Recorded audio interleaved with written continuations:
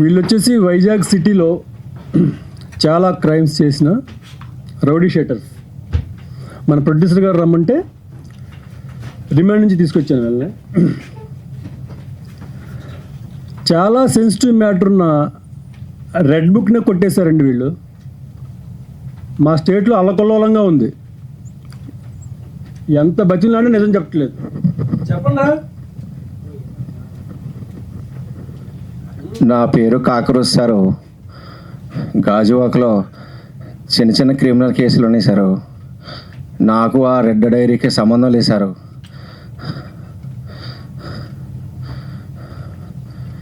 నేను సీనన్ దగ్గర ఉంటాను. మా రేటు తెలియదు సారు. నన్ను ఒగ్గేసేయండి సారు.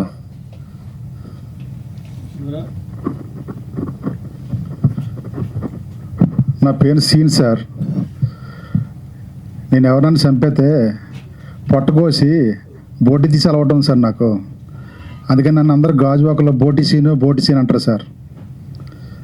మేము పోలీస్ రిమాండ్లో ఉన్నప్పుడు సిఏ గారు సుపారీ తీసుకొని మర్డర్ చేయమంటే మర్డర్ చేసి ఈ సిఏ గారు కదా సార్, అంతకుముందు ఆఫీసర్ గారు సార్. అంతేగాని మాకు మర్డర్ కేసులు సంబంధం లేదు సార్.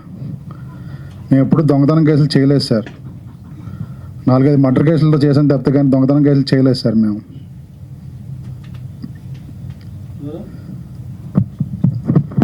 నా పేరు జానీ సార్. అమ్ముతోడు సార్. నాకేం తెలియదు సార్. అయినా నాకు చదవడమే రాదు సార్. ఆ ఎర్ర బుక్ గురించి నాకేం తెలుసు సార్. అయినా నాకు అమ్మాయిలు తరతం తప్పించి అంతకు మించి ఏం తెలియదు సార్.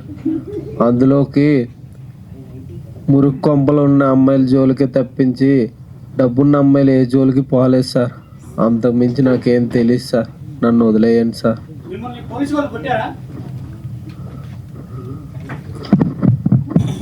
లేదు లేదు సార్, లేదు. మేము వచ్చే దారిలో బస్సు దిగుతుంటే పడిపోయాం సారు. అందుకే ఈ దెబ్బలన్నీ. మమ్మల్ని సీఏ గారు చాలా బాగా చూసుకున్నారు సారు. అంతే సార్. మమ్మల్ని ఇంకొట్టలేదు సార్.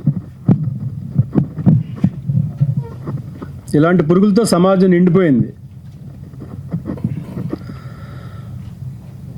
100 కోట్లు దోచుకొని బెంజ్ కారులో తిరిగే వాళ్ళని మేమేం చేయలేకపోతున్నాం. కనీసం ఇలాంటి రౌడీ షీటర్లనైనా చిల్లర దొంగలనైనా 100 రూపాయలకు ఒళ్ళు అమ్ముకునే చీప్ మెంటాలిటీ ఉన్న వాళ్ళనైనా కానీ సరే ఏదో ఒకటి చేయాలి కదా. అందుకే ఇలాంటి పురుగుల్ని ప్రజలు వదలొద్దు. ఈ విషయం చూడటానికే నేను ఇక్కడికి వచ్చాను.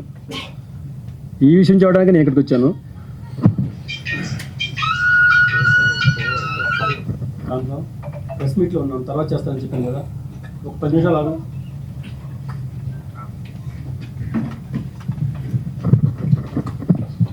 మీరందరికీ నేను చెప్పేది ఒకటే మాట అండి. వివాహేతర సంబంధాలు ఎట్టి పరిస్థితుల్లో పెట్టుకోవద్దు. ముఖ్యంగా పోలీసు వాళ్ళు.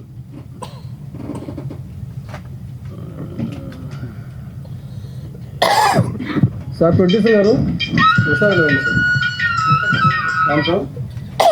Thank you sir.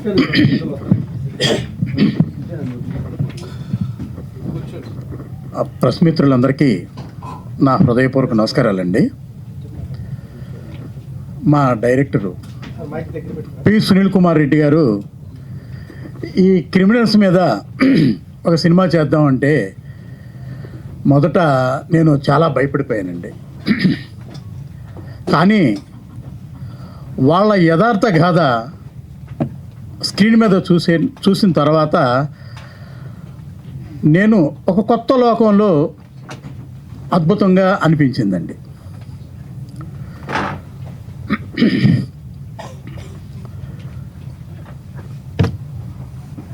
చిన్న ప్రాబ్లమ్స్ ఉన్నప్పుడు ఈ పరిస్థితుల్ని నేను చిన్నగా ఎదుర్కోవడం జరిగింది. అలాగే ఈ విషయంలో, ఈ సినిమా విషయంలో ఒక పెద్ద ప్రాబ్లం ఫేస్ చేయడం జరిగింది. కానీ చిన్న చిన్న కత్తిపొట్లతో సెన్సార్ కార్యక్రమాలు పూర్తి చేసుకుని ఈ సినిమా మార్చి 6వ తారీఖున ప్రేక్షకుల ముందుకు తీసుకురావడం జరుగుతుంది. ఈ సినిమాలో డైరెక్టర్ గారు చెప్పిన దానికంటే చాలా గొప్పగా చేయడం జరిగింది. కొత్త సినిమాలు చూసి విసిగి చెందిన ప్రేక్షక దేవుళ్ళకి ఈ సినిమా డెఫినెట్గా ఒక కనువిందు చేస్తుందని నేను అనుకుంటున్నాను. అలాగే ఈ సినిమా విషయంలో నాకు సహకరించినటువంటి పోలీసు వారికి, ఈ క్రిమినల్స్కి కూడా నేను జీవితాంతం రుణపడి ఉంటానని తెలియజేస్తూ డైరెక్టర్ గారిని ఫర్దర్గా మాట్లాడవలసిందిగా కోరుకుంటున్నాను. Thank you. సో నా చుట్టూ ఉండే ప్రపంచాన్ని చూస్తూ దాన్ని ప్రజలకు చూపించాలి అన్న ఒక ఆరాటంతో చేసే ఈ సినిమా ప్రయాణంలో ఈ కాక్రోచ్ అనే సినిమాని తీయాలి అని నేను అనుకున్న తర్వాత పోలీస్ డిపార్ట్మెంట్ను కూడా నేను అడగటం, ఎన్నో కేస్ స్టడీస్ తీసుకున్నాను. చాలా జరిగిన యథార్థ సంఘటనలు తీసుకొని, ఎస్పెషల్లీ గాజువాక పరిసర ప్రాంతాల్లో జరిగిన ఈ కేసెస్, వీళ్ళందరికీ సంబంధించిన స్టోరీస్ని తీసుకొని వాళ్ళందరి అనుమతితో నేను ఈ సినిమాని ప్లాన్ చేశానండి. ఎందుకంటే మన సిఐ గారు చెప్పినట్టు డబ్బులుండే వాళ్ళని వ్యవస్థ ఏమీ చేయలేకపోతూ ఉంది. చిన్న వాళ్ళ మీద మన ప్రతాపం చూపెడుతూ ఉన్నాం. అంటే సీతాకోక చిలుకల్ని ఏమాత్రం హర్ట్ చేసినా కానీ మనం చాలా దోషుల్లా కనపడతాం. అదే కాక్రోచ్లను చంపేస్తే చాలా గొప్పగా ఫీల్ అవుతాం. ఎవరైనా 1000 కోట్లు కాజేసిన వాళ్ళని మనం ఏమి అనలేం, కానీ ఒక చిన్న పిక్ పాకెట్ను మాత్రం చెట్టుకు కట్టేసి కొట్టేసి మన కోపాన్ని అంతా చూపెడతాం. సో ఎప్పుడూ కూడా చిన్నవాళ్ళకి లేకపోతే చిన్న తప్పులు చేసే వాళ్ళ మీదే మన ప్రతాపం అంతా చూపెడుతూ ఉంటాము. ఇంత హిపోక్రసీ ఉంది ప్రపంచంలో. కానీ వాళ్ళ జీవితాన్ని చూసిన తర్వాత నాకు చాలా కొత్త కోణాలు కనిపించాయండి. వాళ్ళ జీవితంలో ఉన్న అనుభవాలు కానీ, లేకపోతే పరిచయాలు కానీ, ప్రేమలు కానీ నాకు చాలా విచిత్రంగా అనిపించాయి. ఆ కథాంశంతో తీసుకొని ఒక అడ్డు రోడ్డులో ఉండే ఒక వేశ్యకి, ఇలాంటి ఒక క్రిమినల్స్కి మధ్య జరిగే ఒక బ్యూటిఫుల్ లవ్ స్టోరీని నేను చెప్పాలనుకున్నానండి, ఒక డార్క్ బ్యాక్డ్రాప్లో. రెగ్యులర్గా ఉన్న సినిమాలన్నిటికీ భిన్నంగా ఉంటుంది అని నేను నా ప్రొడ్యూసర్ గారికి చెప్పినప్పుడు ముందు భయపడ్డారు. ఎందుకంటే గ్లామరు కోట్ల రూపాయలు ఉండే గ్లామర్ సినిమాలు మాత్రమే చూస్తారు ప్రేక్షకులు అన్నప్పుడు, లేదండి, నగ్నంగా ఉండే నిజాన్ని చూడడానికి చాలామందికి ఇష్టం ఉంటుంది. మనకు తెలియని ఒక ప్రపంచాన్ని చూడాలి అనే కోరిక చాలామందికి ఉంటుంది. చాలామంది సెన్సిటివ్ ఫిల్మ్ ఆడియన్స్ ఉన్నారు. వాళ్ళందరికీ ఒక మంచి సినిమా చూపించే అవకాశం ఉందండి అని నేను చెప్పాను. ఈ సినిమా తీసిన తర్వాత చాలా డార్క్గా తీయడం జరిగింది, చాలా ఓపెన్గా బోల్డ్గానే తీయడం జరిగింది యాజ్ ఎ జర్నలిస్ట్. ఎందుకంటే నేను చూసిన సమాజాన్ని ఉన్నట్టు చూపించాలి అనే ఒక ప్రయత్నంలో డెఫినెట్గా నేను బోల్డ్గానే తీశాను. సో సెన్సార్ వాళ్ళు జెన్యూన్గానే, చాలా న్యాయబద్ధంగానే ఏ సర్టిఫికేట్ ఇచ్చారు. నేను కూడా అదే అనుకున్నాను. ఇది చిన్నపిల్లలు కానీ, సున్నిత మనస్కులు కానీ చూడకుండా ఉంటేనే మంచిదే అనిపించింది.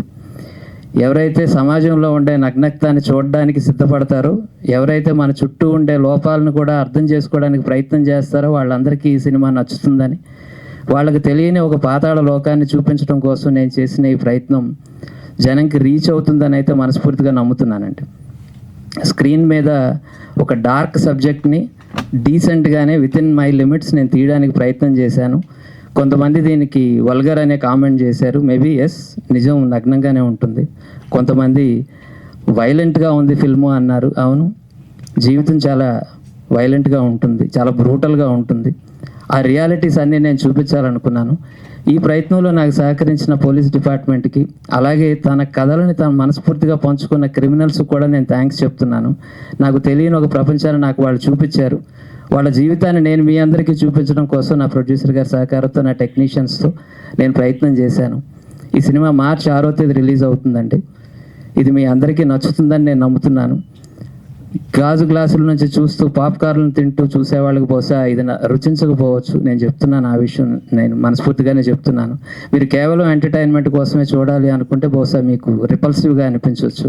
But this is the truth. I wanted to discuss the truth. గట్టర్లో ఉండే ఒక స్టోరీని, అందులో ఉండే ఒక పరిమళించే ప్రేమను కూడా నేను చూపించాలనుకున్నాను. It's an interesting cinema, that's what I felt. And being a journalist, I'm assuring that it's going to be a wonderful statement, a documentary type of emotion in that.